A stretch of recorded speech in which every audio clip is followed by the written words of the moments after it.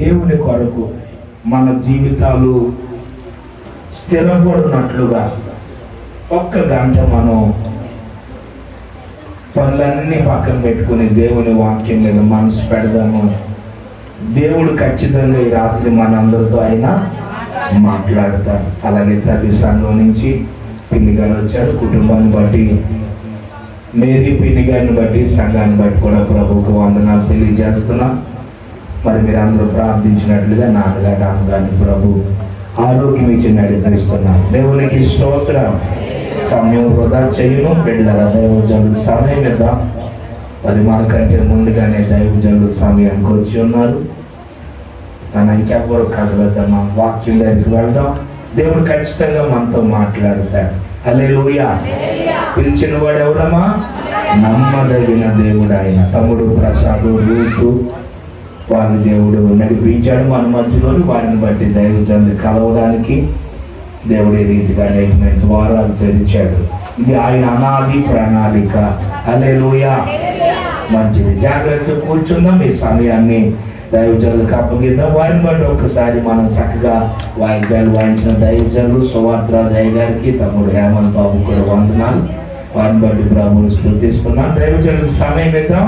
వారిని బట్టి ఒకసారి మనం చప్పట్లు కొట్టి ప్రభువుని గణపరచుదాం.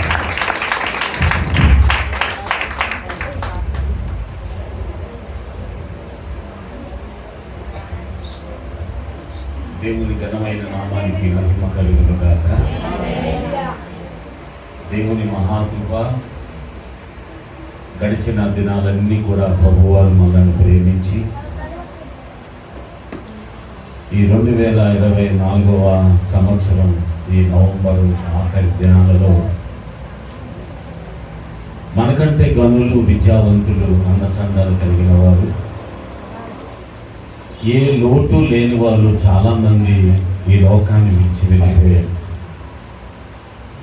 ఒక సర్వే ప్రకారంగా రోజుకి ప్రపంచవ్యాప్తంగా 1,00,000 మంది నిద్రలో చనిపోతున్నారంట. పడుకున్న వాళ్ళు పడుకున్నట్టే తిరిగి లేవలేరు. చనిపోయి అలాగ మట్టిలో కలిసిపోయే వారి సంఖ్య లెక్క పెడితే 1,00,000 మందికి పైగా ఉన్నారు. ఆ 1,00,000 మందిలో నీవు నేను ఈరోజు లేకుండా సజీవులుగా ఉన్నాము కదా. దావీదు అంటాడు, సజీవులు సజీవులే కదా నిన్ను స్తుతిస్తారయ్యా. ఒక్కసారి సజీవులుగా ఉన్న మనం సజీవుడైన యేసు ప్రభు వారిని స్తుతిద్దామండి. అందరూ 2 చేతులు పైకెత్తి. ఇలా ఎందుకు చేతులు పైకెత్తి దేవుణ్ణి స్తుతించాలి అంటే, మనము వట్టివారివి, మట్టివారివి. అలా చేతులు పైకెత్తినప్పుడు ఈ చేతులు ఖాళీ చేతులు. ఈ చేతులు చాలా పని చెయ్యాలనుకుని ఆ పనుల్లో చాలా మనం ఏమైపోతున్నాం అంటే నష్టపోతున్నాం.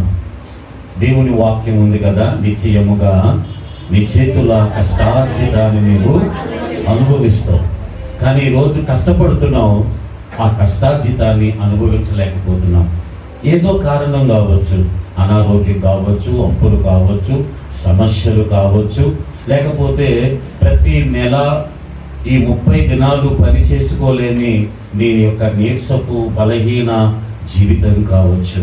మనం అలా చేతులు పైకెత్తుతూ ఉండగా మన చేతుల్లో ఉన్న ప్రతి దారిద్ర్యాన్ని దేవుడు తీసివేసి ఆయన మనల్ని ధనవంతులుగా చేసి ఆయన చెయ్యి మన చెయ్యిని తాగుతుంది. ఆయన వస్త్రాన్ని ముట్టే 12 సంవత్సరాలు రక్తస్రావంతో కలిగిన ఆ స్త్రీ బాగుపడగలేనిది ఈరోజు ఎన్ని సంవత్సరాలుగా, ఎన్ని దినాలుగా కన్నీటితో, దుఃఖముతో, వేదనతో, సమస్యలతో, బాధలతో నీవు అనుభవిస్తున్నావో, ఆ బాధను నువ్వు పడుతున్నావో, దాని నుంచి దేవుడు ఈరోజు నీకు విడుదల కలిగించలేడా? విడుదల చేస్తాడు, విడుదల ఇస్తాడు అన్న వాళ్ళు నమ్మకంగా దేవుణ్ణి స్తుతిద్దామండి. హల్లెలూయా. చాలా సంతోషం. నన్ను ఈ స్థలములో ఆహ్వానించిన దైవజనులను పెట్టి నేను నా మనస్ఫూర్తిగా హృదయపూర్వకంగా వారికి నా శుభములు, నా వందనాలు తెలియజేస్తున్నాను. అలాగే ఎవరైనా సేవకులను పెట్టి, వారి సంఘాలను పెట్టి, ప్రభు మనం చేసే ఆరాధనని ఆయన ఏం చేస్తాడంటే దిగి వచ్చి చూస్తాడంట. మనకు తెలియదు మన మధ్యలో ఉంటాడు ఆయన. ఎంతమంది నమ్ముతున్నారు ఆయన మన మధ్యలో ఉన్నాడు?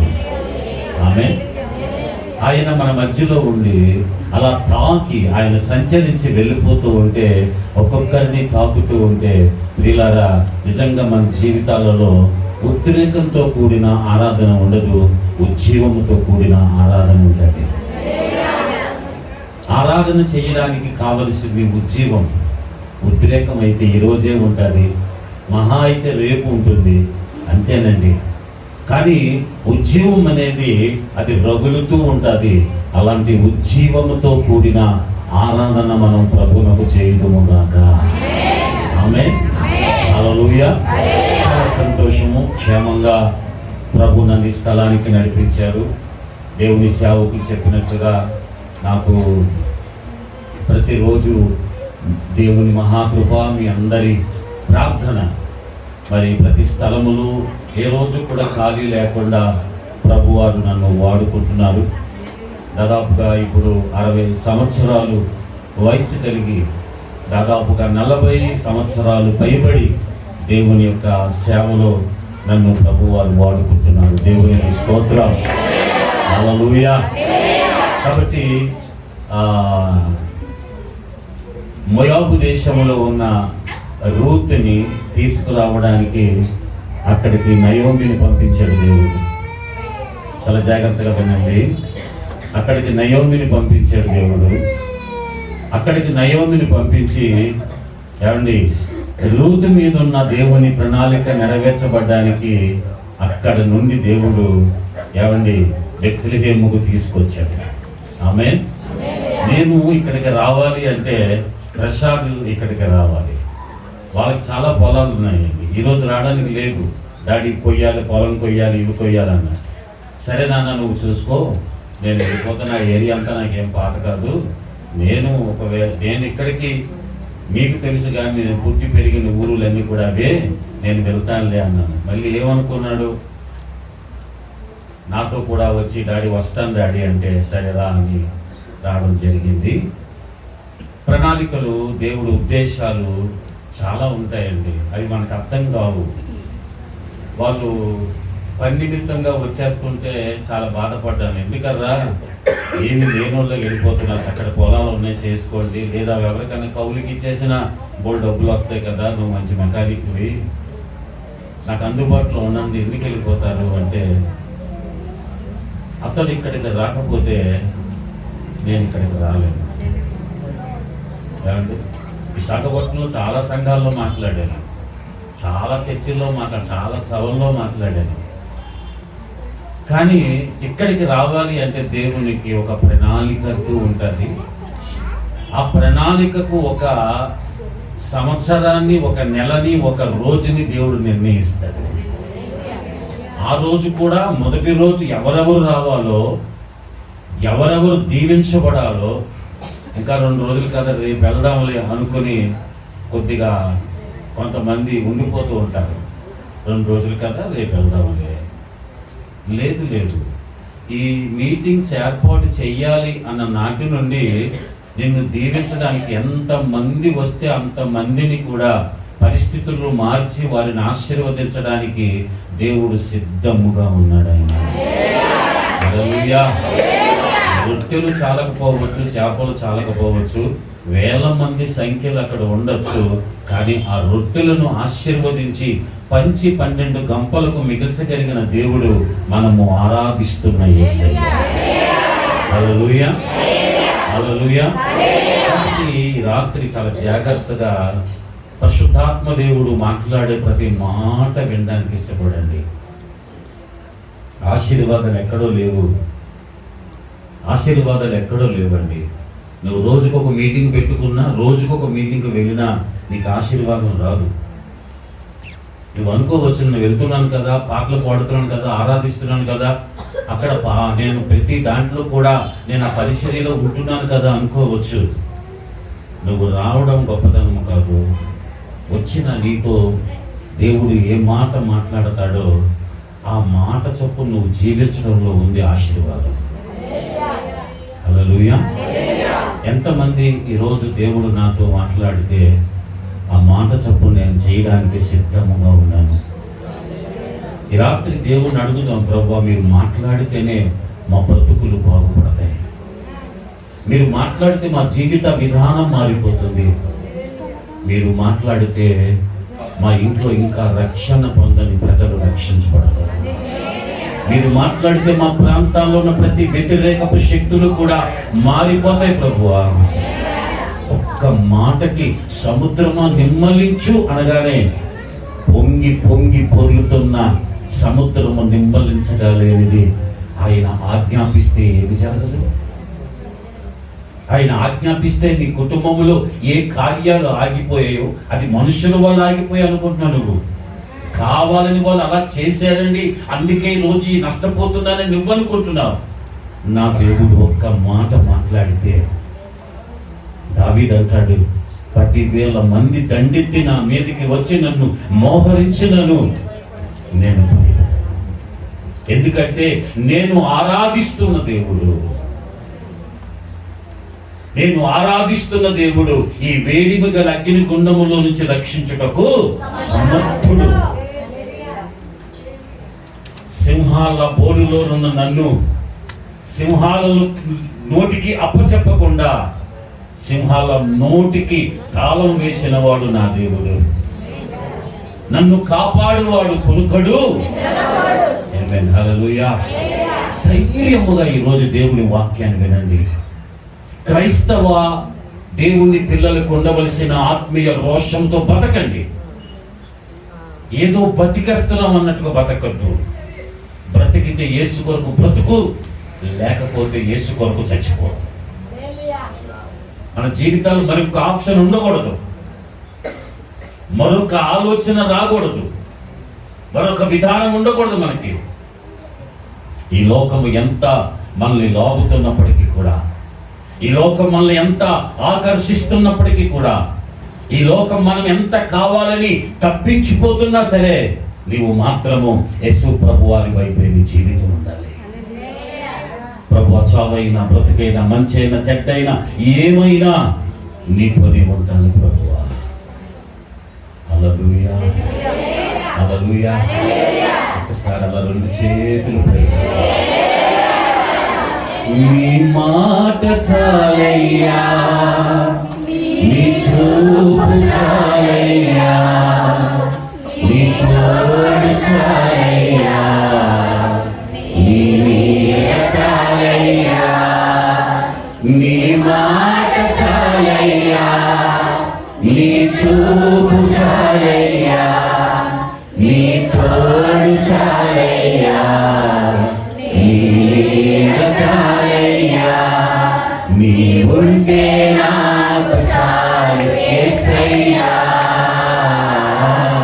నీవంటే నేను ఉంటాను యేసయ్యా. ఆమేన్, హల్లెలూయా. యేసయ్య నా జీవితంలో మీరుంటే చాలు నాయనా. ఈ లోకంలో చాలా మంది ఉంటారు. ఎందుకు బ్రతుకుతున్నావు అమ్మా అంటే, నా పిల్లల కోసం బ్రతుకుతున్నానండి, నా భర్త కోసం బ్రతుకుతున్నాను, నేను లేకపోతే వీళ్ళు ఏమైపోతారని ఇన్ని బాధలు అనుభవిస్తూ ఉండి బతుకుతున్నానని చాలా మంది చెప్పడం మనం వింటూ ఉంటాం. మనం కూడా కొన్నిసార్లు అలా మాట్లాడుతూ ఉంటాం. నువ్వు బ్రతకవలసింది యేసు ప్రభు వారి కొరకు బ్రతికితే, నువ్వెవ్వరి కోసము బ్రతికితే బాగుండు, వారి జీవితాలు బాగుపడతాయని నువ్వు వారి కొరకు బ్రతుకుతున్నావు. నువ్వు యేసు కొరకు బ్రతికితే నిన్ను పెట్టి దేవుడు ఆ కుటుంబం అంతటిని బాగు చేస్తాడు. ఆమేన్, హల్లెలూయా.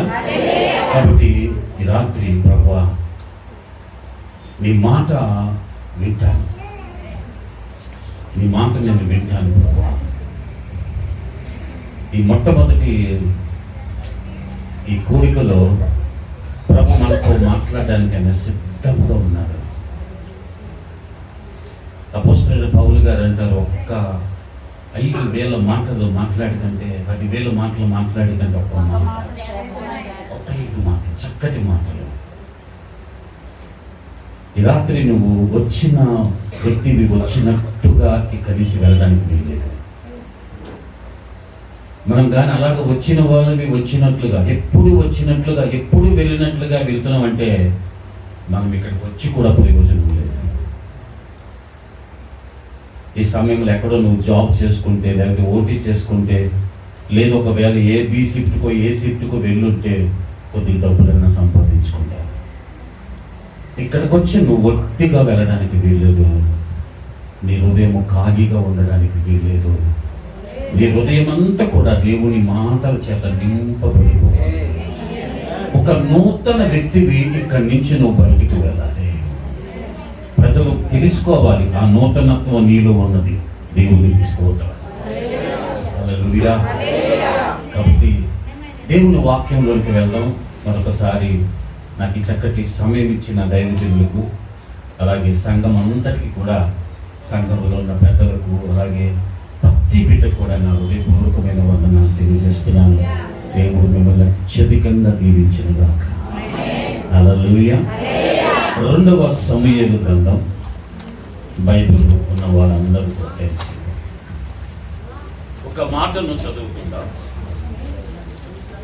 2వ సమూయేలు గ్రంథం 3వ అధ్యాయము 1వ మాటను చదువుతాం.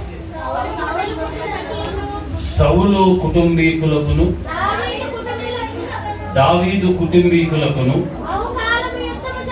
బహుకాలము యుద్ధము జరగగా దావీదు అంతకంతకు ప్రబలను, సౌలు కుటుంబము అంతకంతకు మేల్సిల్లెను. చాలా జాగ్రత్తగా దేవుని మాటలు విందాం.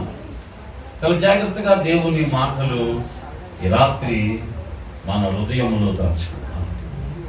ఆమేన్. హల్లెలూయా. యేసు ప్రభు వారు బోధించినప్పుడు వేల మంది వినేవారండి. చాలా మంది యేసు ప్రభు వారి శిష్యులుగా ఉండడానికి ఆయన బోధ విని ఆయన వెంబడించారు. ఈరోజు సేవకుల్లో చాలా మంది వెంబడిస్తున్నారు కదా. ఒక్కొక్క పాస్టర్ గారికి వేల మంది ఫాలోవర్స్ ఉన్నారు. ఈరోజు సేవకుల్ని లేదా ఒక వ్యక్తిని వెంబడిస్తున్నారు చాలా మంది. ఆ వ్యక్తి చెప్తే ఏదైనా చేస్తున్నారు. మరి అలాంటిది యేసు ప్రభు వారి బోధ ఎంత మాధుర్యంగా ఉండేదండి. దాన్ని బాగా ఆలోచించాడేమో దావీదు అంటాడు, చుట్ట తేనె దారుల కంటే, వెండి బంగారము కంటే, వేలువి బంగారము కంటే కోరదగినవి. దేవునికి స్తోత్రం. ఎంత గొప్ప మంచి మాటలో. యేసు ప్రభు వారిని చాలా మంది వెంబడించేవారు. ఆయన బోధ అంటే చాలా ఇష్టం. ఎందుకు అంటే ఆయన ఏది బోధించేవాడో ఆ బోధ ప్రకారంగా ఆయన జీవించేవాడు. ఈరోజు చాలా మంది మంచి బోధ చేస్తున్నారు, కానీ మంచి బ్రతుకు బ్రతకుంటున్నారు. బోధ ప్రాముఖ్యమైనది కాదు, బ్రతుకు ప్రాముఖ్యమైనది. నీవు బైబిల్ పట్టుకుని మందిరానికి వచ్చి దేవుని మాటలు విని వెళ్ళిపోతూ ఉంటావు కదా. చాలా మంది చూస్తారు నువ్వు క్రైస్తవుడు అని, చాలా మంది అనుకుంటారు దేవుని పిల్లలు అని, చాలా మందికి తెలుస్తుంది నువ్వు ఫలానా చర్చికి, ఫలానా సంఘ, ఫలానా దైవజనుడు సంఘానికి నువ్వు ఒక సభ్యుడు అని. నువ్వు వెళుతున్నప్పుడు వస్తున్నప్పుడు నిన్ను చూస్తారు సంగమా. వారికి కావలసింది ఏంటంటే నీ ప్రవర్తన. దేవునికి స్తోత్రం. హల్లెలూయా. ప్రవర్తన మారకుండా, బ్రతుకు మారకుండా, మనం ఎన్ని సంవత్సరాలు సంఘములో ఉన్నా, బెతస్తా కోనేటి దగ్గర 38 సంవత్సరాల నుంచి ఆ రోగి పడి ఉన్న వాడికి మనకి ఏ తేడా ఉండదు. కొద్దిగా నా మాటలు కఠినంగా ఉండొచ్చు, కానీ అవి మీ ఆత్మీయ జీవితాన్ని కడతాయి. ఆమేన్. మరొకసారి నన్ను పిలవకపోయినా పర్వాలేదు, కానీ వచ్చిన సేవకుని వచ్చినట్టుగా దేవుడు మాట ఉన్నట్టుగా చెప్పి వెళ్ళిపోతే, ఒకవేళ మీరు నాకు జీతం ఇవ్వకపోయినా నా పరలోకపు తండ్రి నాకు జీతం ఇస్తాడు. అసలు 2 చేతులు పైకెత్తి దేవునికి ఇస్తాడు. హల్లెలూయా. నువ్వు మందిరానికి వస్తున్నావు, నిన్ను ప్రజలందరూ కూడా చూస్తున్నారు. ఆ ప్రజలు చూసి అనుకుంటున్నారు వీరు దేవుని పిల్లలు. చూడండి, ఎవరేం తప్పు చేసినా పెద్ద పట్టించుకోరు. క్రైస్తవులు ఏదైనా తప్పు చేస్తే ఎందుకంటే వాళ్ళకి తెలుసు యేసు తప్పుడు బోధ చేయలేదు. యేసు ప్రభు వారి మందిరంలో తప్పులు జరగవు, యేసు ప్రభు వారు తప్పుడు బోధ ఉండదు, యేసు ప్రభు వారి పిల్లలు మందిరాల్లో తప్పుడు బోధ ఉండదు. ఎందుకు వీళ్ళు తప్పు చేశారు అనే దాన్ని పాయింట్ అవుట్ చేస్తారు వాళ్ళు.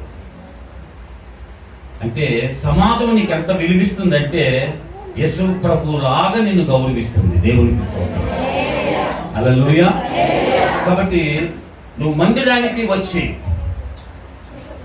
యేసు ప్రభు యొక్క మాటలు విని యేసు ప్రభు వారు చెప్పినట్లుగా నీ జీవితం కానీ ఉండకపోతే మనం ఎన్ని సంవత్సరాలు ఇక్కడ ఉన్న ఈ తలుపులకి మనకి ఏం తేడా లేదు. అవైనా మందిరం ఎవరు రాకుండా తలుపులు కాపాడుతున్నాయేమో, అంతకంటే అర్థం అవ్వచ్చు మనం.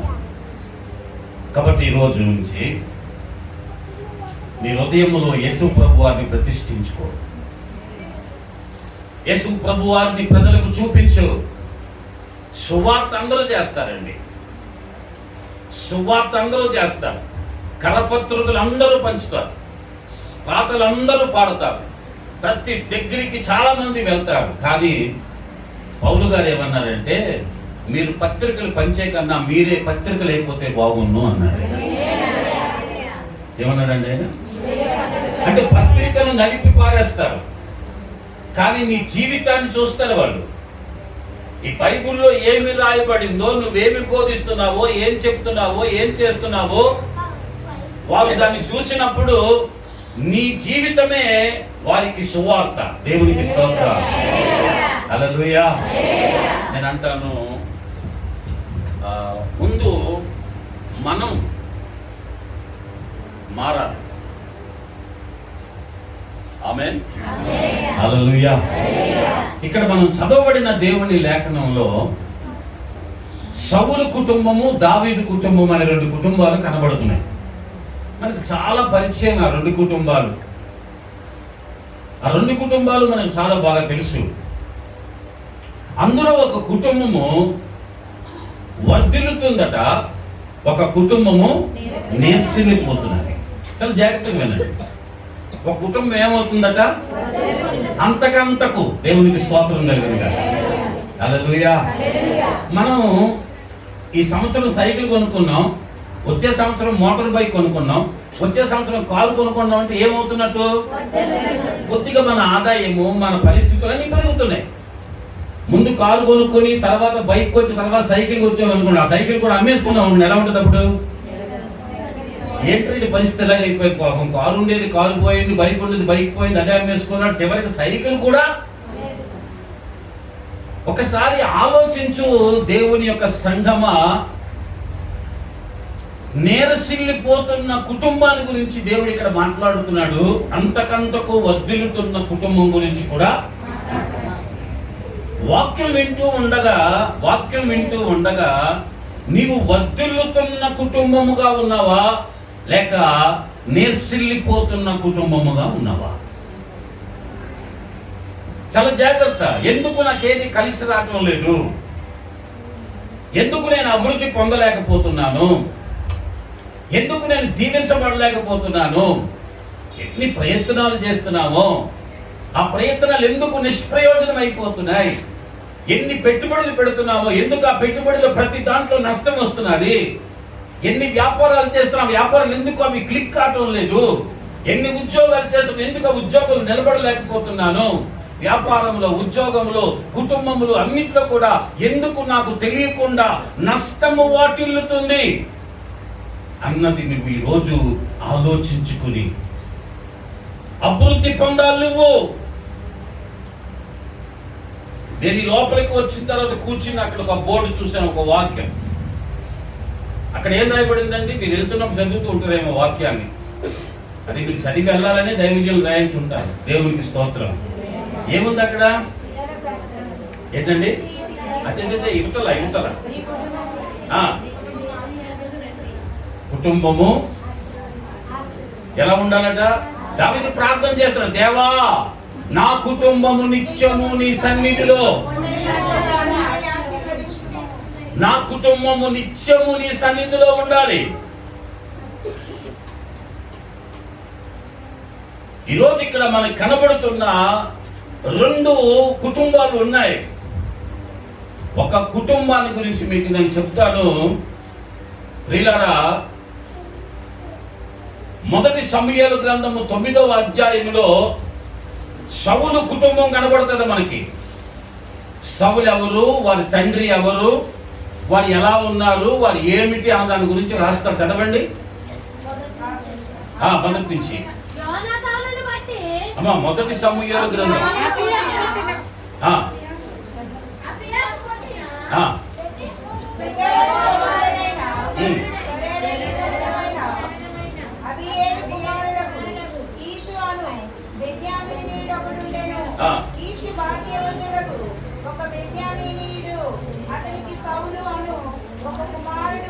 చాలు, దేవునికి స్తోత్రం. ఇతడు భాగ్యవంతుడా పేదవాడా? పుట్టకాని పుట్టుకతోనే ధనవంతుడు ఆయన. వాళ్ళకి ఆర్థిక పరమైన ఇబ్బందులు ఏమి లేవు. బెన్యామీను గోత్రం గురించి రాస్తాది బైబిల్లో. చాలా ఉన్నతమైన కుటుంబం. కానీ ఒక విషయాన్ని గమనించండి, వాళ్ళ తండ్రికి పేదరికం లేదు, అతనికి పేదరికం లేదు. అతన్ని దేవుడు ఎంత ఇష్టపడ్డాడో అతని గురించి రాస్తూ అంటాడు, ఏమండి, చాలా సుందరము కలిగిన వాడు అని రాయబడింది. దేవునికి స్తోత్రం. ఒకసారి 2 చేతులు పైకెత్తి దేవుని స్తోత్రం చెప్పండి. హల్లెలూయా, హల్లెలూయా.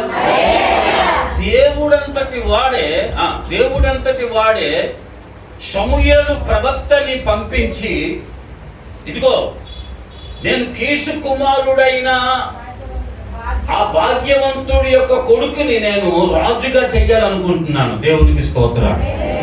ఇక్కడ ఒక విషయాన్ని గమనించండి, వీరికున్న ఆస్తి కంటే ఎక్కువ దేవుడు చేయాలనుకుంటున్నాడా, తక్కువ చేయాలనుకుంటున్నాడా? ఇతడు మామూలు భాగ్యవంతుడు, కానీ దేశానికి మాత్రం రాజు కాదు.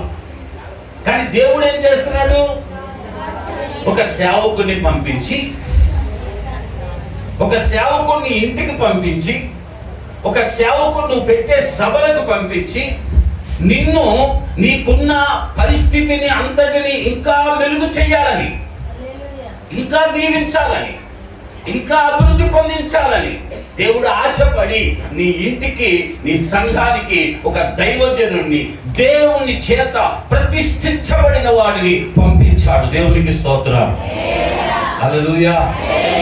సౌలుని రాజుగా అభిషేకించాడు. దేవుడు చెప్పాడు, అతన్ని నువ్వు రాజుగా అభిషేకించాడంటే చక్కగా అభిషేకించాడు.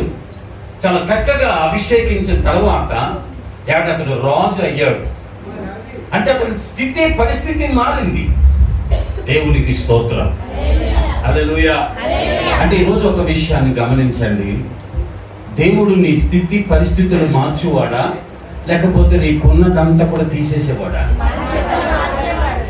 ఈరోజు సంఘములో నీవు అభివృద్ధి పొందే స్థాయిలో ఉన్నావా, నిర్సిల్లిపోయే పరిస్థితిలో ఉన్నావా?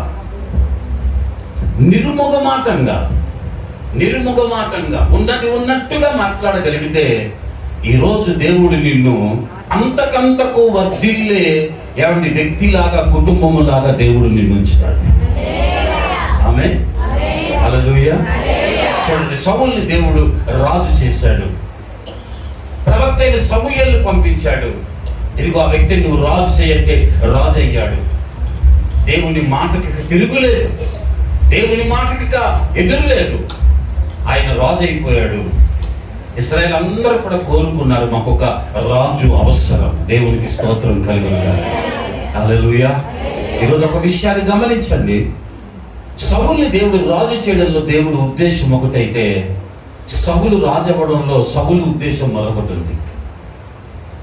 ఈరోజు నిన్ను దేవుడు నీకు ఏది ఇచ్చినా చాలా జాగ్రత్తగా వినండి.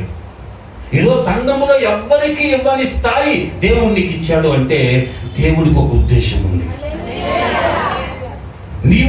నీవు సుఖభోగాలు అనుభవించడానికి, ఆస్తులు అంతస్తులు నువ్వే అనుభవించడానికి, ఇంకేదో చేయడానికి ఇచ్చాడని నువ్వు అనుకుంటున్నావు.